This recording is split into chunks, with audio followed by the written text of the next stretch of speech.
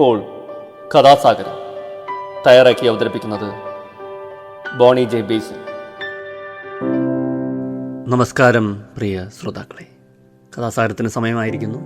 അതുപോലെ നമുക്ക് കഥാസാഗരം ശ്രവിക്കാം. ഞാൻ ബോണി. അപ്പോൾ ആമുഖമായിട്ട് ഈ പരിപാടിയെക്കുറിച്ചൊന്ന് പറഞ്ഞോട്ടെ. കഥകളുടെ പരിപാടിയാണിത്. നാടോടി കഥകളും മുത്തച്ഛി കഥകളും ഇതിഹാസ കഥകളും പുരാണ കഥകളും ഐതിഹ്യങ്ങളും എല്ലാം ഇതിലൂടെ കടന്നു വരുന്നു. അപ്പോൾ ഇന്ന് ഞാൻ പറയാൻ പോകുന്നത് ഒരു ഐതിഹ്യ കഥയാണ്. കേരളത്തിലെ ഒരു ഐതിഹ്യ കഥയാണ്. രസകരമായ ഒരു ഐതിഹ്യ കഥ. നമ്മുടെ പഴമയിലോട്ടൊക്കെ ഒന്ന് തിരിച്ചു പോകുന്നത് നല്ലതായിരിക്കും, പ്രത്യേകിച്ച് ഓണക്കാലമല്ലേ. അപ്പോൾ ആദ്യം തന്നെ കഥ തുടങ്ങുന്നതിന് മുമ്പ് ഞാൻ എല്ലാവർക്കും എൻ്റെ ഹൃദയം നിറഞ്ഞ ഓണാശംസകൾ പറയുകയാണ്. ഇനി നമുക്ക് കഥയിലോട്ട് കിടക്കാം, വൈകുന്നില്ല. ഓക്കെ, കഥ കേട്ടോളൂ. കോട്ടയം ജില്ലയിലെ പ്രസിദ്ധമായ ഒരു ക്ഷേത്രമാണ്, ഭഗവതി ക്ഷേത്രമാണ് മണർക്കാട് ഭഗവതി ക്ഷേത്രം. പ്രാർത്ഥിക്കുന്നവർക്ക് വരദായിനിയും പരീക്ഷിക്കുന്നവർക്ക് നാശകാരിയുമാണ് ഇവിടെ കുടികൊള്ളുന്ന ഭഗവതി. മണർക്കാടിന് ചുറ്റുമുള്ള 28 കരക്കാരുടെ പരദേവതയാണ് മണർക്കാട് ഭഗവതി. ഭഗവതി പ്രീതിക്കായി തങ്ങളാൽ കഴിവുള്ള എല്ലാ വഴിപാടുകളും ഈ കരക്കാർ പണ്ട് മുതലേ അർപ്പിച്ചു വന്നിരുന്നു. ഇതിനെ തുടർന്ന് ഈ 28 കരക്കാരും ഐശ്വര്യത്താൽ അനുഗ്രഹിക്കപ്പെട്ടു. ഐശ്വര്യം വന്നു ചേർന്നപ്പോൾ പലരുടെയും മട്ടുമാറി. ഭഗവതിയോടുള്ള പ്രീതി അവർക്ക് കുറഞ്ഞു. പകരം തങ്ങളുടെ ഐശ്വര്യവും പ്രൗഢിയും കാണിക്കാനുള്ള ഈ വേദിയായി മണർക്കാട് ക്ഷേത്രത്തിലെ ഉത്സവം പരിണമിച്ചു. ഉത്സവകാലങ്ങളിൽ തങ്ങളുടെ പ്രതാപം കാണിക്കാനുള്ള ശ്രമത്തിനിടയിൽ പല കശപിശകളും ഉണ്ടായിക്കൊണ്ടിരുന്നു. ക്ഷേത്രോത്സവത്തോടനുബന്ധിച്ച് നടത്തി വന്നിരുന്ന ഒരു പ്രധാന ചടങ്ങായിരുന്നു ഗരുഡൻ തൂക്കം. ഓരോ കരക്കാരുടെയും പണക്കൊഴുപ്പിനനുസരിച്ചുള്ള ഗരുഡൻ തൂക്കക്കാരെയാണ് ഇതിലേക്കായി ഓരോരുത്തരും കൊണ്ടുവന്നുകൊണ്ടിരുന്നത്. അതുപോലെ തൂക്കച്ചാടിൽ പകിട്ടേറിയ വിധാനങ്ങളും പണക്കൊഴുപ്പിനനുസരിച്ചുണ്ടായിരുന്നു. തൂക്കച്ചാടെന്ന് പറയുന്നത് മരം കൊണ്ട് നിർമ്മിച്ച വലിയ 4 ചക്രങ്ങളുടെ മുകളിൽ മരം കൊണ്ട് നിർമ്മിച്ചിട്ടുള്ള ഒരു തട്ടിനെയുമാണ് തൂക്കച്ചാട് എന്ന് പറഞ്ഞു വരുന്നത്. ഒരു സ്ഥലത്തു നിന്ന് മറ്റൊരു സ്ഥലത്തേക്ക് ഈ ചാട് വലിച്ചു കൊണ്ടുപോവുകയാണ് ചെയ്തുകൊണ്ടിരുന്നത്. ഈ ചാടിന്മേൽ ഗരുഡൻ്റെ വേഷം കെട്ടിയ ഒരാൾ നിന്ന് പയറ്റുന്നതിനാണ് ഗരുഡൻ പയറ്റ് എന്ന് പറയുന്നത്. ഗരുഡൻ തൂക്കം വഴിപാടായി നടത്തുന്ന ക്ഷേത്രങ്ങളിൽ തൂക്കച്ചാടുകൾ ക്ഷേത്രം വകയായിട്ടുണ്ടായിരിക്കും. ഇത്തരത്തിലൊരു തൂക്കച്ചാട് മണർക്കാട് ഭഗവതി ക്ഷേത്രത്തിലും ഉണ്ടായിരുന്നു. 28 കരക്കാർക്കും അവകാശപ്പെട്ടതായിരുന്നു ഈ ചാട്. എന്നാൽ കയ്യൂക്കുള്ളവൻ ആദ്യം എത്തി ചാട് കൈവശപ്പെടുത്തുകയായിരുന്നു പതിവ്. ഒരു കരക്കാരുടെ തൂക്കം കഴിഞ്ഞ ശേഷമേ അടുത്ത കരക്കാർക്ക് തൂക്കം നടത്താൻ അനുവാദമുണ്ടായിരുന്നുള്ളൂ. ഓരോ കരക്കാരും ഉത്സവം നടത്താനായി ക്ഷേത്രത്തിലെത്തിയിരുന്നത് അവരുടെ കരനാഥന്മാരുടെ നേതൃത്വത്തിലായിരുന്നു. ഇങ്ങനെയുള്ള കരനാഥന്മാരിൽ പലരും പണക്കാരും കായിക അഭ്യാസികളും മുഷ്കന്മാരുമായിരുന്നു. മീനിടം കരക്കാരുടെ കരനാഥനായിരുന്നു മുളവനക്കുന്നേൽ പണിക്കർ. ഇദ്ദേഹം നല്ലൊരു കായിക അഭ്യാസിയായിരുന്നുവെങ്കിലും പണ്ഡിതൻ കൂടിയായിരുന്നു. തന്മൂലം പരമസ്വാത്വികനായിരുന്നു. എന്നു തന്നെയല്ല, മണർക്കാട് ഭഗവതിയുടെ ഉപാസകനായിരുന്നു പണിക്കർ. എന്നും 7:30 വെളുപ്പുള്ളപ്പോൾ എഴുന്നേറ്റ് നടന്ന് മണർക്കാട് ഭഗവതി ക്ഷേത്രത്തിലെത്തി കുളിച്ച് ഭഗവതി ദർശനം നടത്തിയ ശേഷം വീട്ടിലെത്തിയിട്ടേ അദ്ദേഹം ജലപാനം നടത്തിയിരുന്നുള്ളൂ. മുളവനക്കുന്നേൽ പണിക്കരുടെ നേതൃത്വത്തിലാണ് ഒരിക്കൽ മണർക്കാട് ഭഗവതി ക്ഷേത്രത്തിൽ തൂക്കം നടത്താനായി മീനടം കരക്കാർ എത്തിയത്. അവർ ക്ഷേത്രത്തിലെത്തിയപ്പോഴേക്കും മറ്റൊരു കരക്കാരുടെ തൂക്കം അവിടെ തുടങ്ങിക്കഴിഞ്ഞിരുന്നു. അവരുടെ തൂക്കം കഴിയുന്നതുവരെ മീനടം കരക്കാരും മുളവനക്കുന്നേൽ പണിക്കരും കാത്തിരുന്നു. സാധാരണഗതിയിൽ 1-2 നാഴിക കൊണ്ട് തൂക്കം അവസാനിക്കേണ്ടതാണ്, അല്ലെങ്കിൽ കൂടിയാൽ 5 നാഴിക കൊണ്ട്. എന്നാൽ മറ്റേ കരക്കാർ തങ്ങളുടെ തൂക്കം നീട്ടിക്കൊണ്ടു പോവുകയുള്ളൂ. തങ്ങളുടെ തൂക്കം നടത്തിക്കാതിരിക്കാൻ മറ്റേ കരക്കാർ നടത്തുന്ന ഒരു തന്ത്രമാണിതെന്ന് മീനടംകാർക്ക് തോന്നി. നമുക്കെല്ലാവർക്കും കൂടി ചെന്ന് ചാട് പിടിച്ചെടുക്കാം എന്ന് കരക്കാർ പണിക്കരോട് പറഞ്ഞു. ശാന്തനായി പണിക്കർ ഉപദേശിച്ചു, എല്ലാം ഭഗവതി നേരെയാക്കി തരും. എന്നിട്ട് അദ്ദേഹം ക്ഷേത്രത്തിന് എന്നിട്ട് അദ്ദേഹം ക്ഷേത്രത്തിന് മുൻപിലുള്ള ആൽത്തറയുടെ താഴെ പുതുമുണ്ടും വിരിച്ച് നിലത്ത് ദേവിയെ ധ്യാനിച്ചിരുന്നു. അർദ്ധരാത്രിയായി. തൂക്കം നിൽക്കുന്ന ലക്ഷണമൊന്നുമില്ല. കരക്കാർ വീണ്ടും പണിക്കരോട് അപേക്ഷിച്ചു, അങ്ങ് പോയി ചാട് പിടിച്ചെടുക്ക്. അപ്പോഴും പണിക്കർ ശാന്തനായി പറഞ്ഞു, ദേവിയെല്ലാം നേരെയാക്കി തരും. കരക്കാർക്ക് ഈ മറുപടി സഹിച്ചില്ല.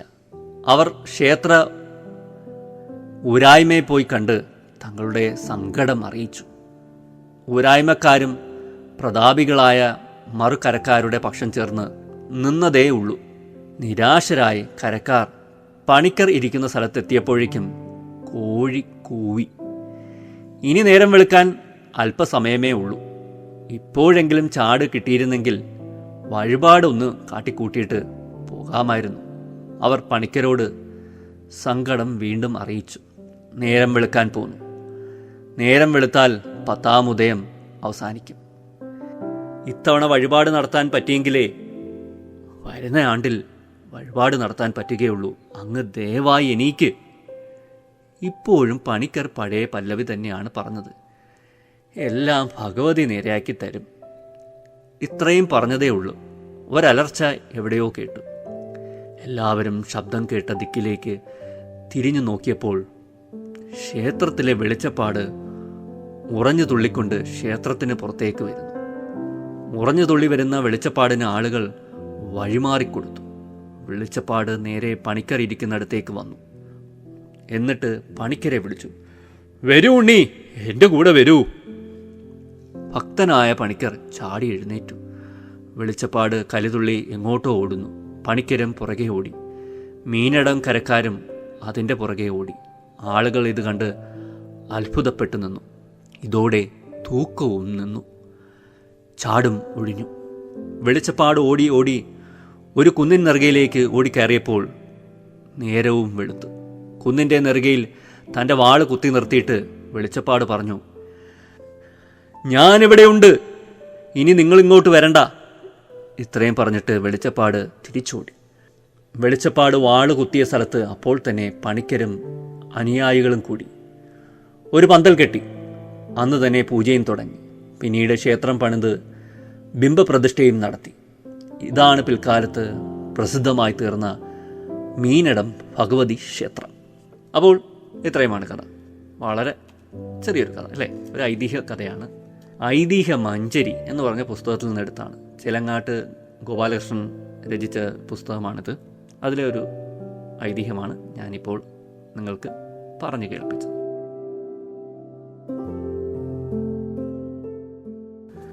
ഉത്സവങ്ങൾ എല്ലാവർക്കും ഇഷ്ടമാണ്, എനിക്കും ഇഷ്ടമാണ്. പക്ഷെ പലപ്പോഴും കണ്ടിട്ടുണ്ട് ഉത്സവങ്ങളിൽ മുൻപന്തിയിലൊക്കെ ഇങ്ങനെ വളരെ വീരഭാവത്തോടെയും ഗൗരവഭാവത്തോടെയും കുറച്ചൊന്ന് അഹങ്കാരത്തോടെയൊക്കെ നടക്കുന്ന ഈ കരപ്രമാണിമാരും മറ്റുമൊക്കെ കുട്ടിക്കാലത്തൊക്കെ കണ്ടിങ്ങനെ ഓർമ്മയുണ്ട്. കുതിരയുടെയൊക്കെ മുമ്പിൽ അല്ലേ, വല്ലാതെ ഒരു അഹംഭാവത്തോടൊക്കെ കൂടി ഗൗരവത്തിൽ പൊങ്ങച്ചത്തോടെ അല്ലേ അങ്ങനെയൊക്കെ നടക്കുന്ന വരെ നമ്മൾക്ക് കാണാം. പലപ്പോഴും ഇതിപ്പം ആരാധനാലയങ്ങളെല്ലാം എടുത്തു കഴിഞ്ഞാൽ നമ്മൾ പൊതുവേ കാണുന്ന ഒരു കാര്യമാണ് ഈ വൻതോതിലുള്ള ധൂർത്തും പൊങ്ങച്ച പ്രകടനവും. അത് ഉത്സവങ്ങളിലും പെരുന്നാളുകളിലും മറ്റുമൊക്കെ കാണാറുണ്ട്. പ്രത്യേകിച്ച് പ്രമാണിമാരുടെ കാര്യത്തിൽ പിന്നെ അവരുടെ പ്രമാണിത്വം അല്ലേ, ഒരാഠിത്യം ഒക്കെ കാണിക്കാൻ വേണ്ടിയിട്ടുള്ള ഒരു തീവ്രമായ ശ്രമം, അതിൻ്റെ പരിണിത ഫലമായിട്ടുള്ള വൻ ആർഭാടം, മത്സരബുദ്ധി, പരസ്പരം മത്സരിക്കുന്ന ഒരു ബുദ്ധി. ഈ പൂരങ്ങളിൽ പോലും ഈ മത്സരബുദ്ധി നമ്മൾ കാണുന്നില്ലേ? പൂരം അലങ്കോലപ്പെടുത്താനുള്ള ശ്രമങ്ങൾ, അല്ലെങ്കിൽ ഉത്സവങ്ങൾ അലങ്കോലപ്പെടുത്താനുള്ള ശ്രമങ്ങൾ, എതിർ കക്ഷികൾ നടത്തുന്ന കുത്സിത പ്രവർത്തനങ്ങൾ, ഇതെല്ലാം ഇതിൻ്റെയൊക്കെ ഒരു ഭാഗമാണ്. ഒരു ശത്രുതാ മനോഭാവമൊക്കെ വരികയാണ്. അപ്പോൾ ഇത്തരം ധൂർത്തും പൊങ്ങച്ച പ്രകടനവുമൊന്നും അത്ര നല്ലതല്ല. അല്ലെങ്കിൽ ഒരു ഈശ്വര വിശ്വാസിക്ക് നല്ലതല്ല, അല്ലെങ്കിൽ ഈശ്വരന് പ്രിയങ്കരമായിരിക്കില്ല എന്നൊക്കെ വിളിച്ചോതുന്ന ഒരു ഐതിഹ്യമാണ് ഇത്. അപ്പോൾ ധൂർത്ത് തന്നെയാണ് അല്ലേ. നമ്മൾ അമിതമായിട്ട് ഞാനെന്ന അല്ലെങ്കിൽ ഒരു ഈഗോ അല്ലേ, നമ്മുടെ ഞാനെന്ന ഭാവം അല്ലെങ്കിൽ ഞാൻ എന്ന വ്യക്തി വലുതാണ്, ഞാൻ ഉൾപ്പെടുന്ന എൻ്റെ പിന്നിലുള്ളൊരു സമൂഹം ഒരു വലിയ സമൂഹമാണ്, വലിയ കരുത്തരായ സമൂഹമാണ്, ഞങ്ങളെ തോൽപ്പിക്കാൻ ആർക്കും ആവില്ല, ഞങ്ങൾ നിറഞ്ഞു നിൽക്കണം, ഞങ്ങളാണ് വലിയവർ എന്നൊക്കെ അല്ലേ പ്രകടിപ്പിക്കാനുള്ളൊരു വേദിയായിട്ട് പലപ്പോഴും ഇത്തരം എന്താ പറയുക ഉത്സവങ്ങളോ പെരുന്നാളുകളോ ഒക്കെ മാറും. പലപ്പോഴും വലിയ വലിയ വെടിക്കെട്ടുകളുടെ പിറകിലോട്ടൊക്കെ പോയി കഴിഞ്ഞാൽ ഇതൊക്കെ കാണാൻ സാധിക്കും. അല്ലെങ്കിൽ ബാൻഡ് മേളങ്ങളും വെളിച്ചവും ശബ്ദവും കോലാഹലങ്ങളും പണം വാരി വിതറി ഒക്കെ നടത്തുന്ന ഉത്സവങ്ങൾ അല്ലെങ്കിൽ പെരുന്നാളുകൾ. ഇവിടെ എവിടെയാണ് നമ്മൾ ദൈവത്തെ കാണുന്നത്? അല്ലെങ്കിൽ ഇവിടെ എവിടെയാണ് ദൈവികത ഉള്ളത്? ആരുടെയൊക്കെയോ മനസ്സംതൃപ്തിക്ക് അല്ലെങ്കിൽ ആരുടെയൊക്കെയോ ഈഗോയ്ക്ക് വേണ്ടി അല്ലെങ്കിൽ ആരുടെയൊക്കെയോ അഹങ്കാരം ശമിപ്പിക്കാൻ വേണ്ടി അല്ലെങ്കിൽ ആരുടെയൊക്കെയോ പ്രമാണിത്വം കാണിക്കാൻ വേണ്ടി, കരക്കാരുടെ പ്രമാണിത്വം കാണിക്കാൻ വേണ്ടി ഒക്കെ ചെലവിടുന്ന വൻ തോതിൽ ചെലവിടുന്ന പണവും അതിൻ്റെ ഫലമായിട്ട് ഉണ്ടാവുന്ന ആർഭാടവും പലപ്പോഴും അർത്ഥശൂന്യമായി പോകാറുണ്ട് അല്ലേ? വിചിത്രമായി തോന്നാറുണ്ട്. യഥാർത്ഥത്തിൽ എന്തിനാണിതൊക്കെ എന്ന് തോന്നിപ്പോകാറുണ്ട്. ഒരു പ്രദേശം എടുത്തു കഴിഞ്ഞാൽ എല്ലാവരും സമ്പന്നരാണോ? ആയിരിക്കില്ല.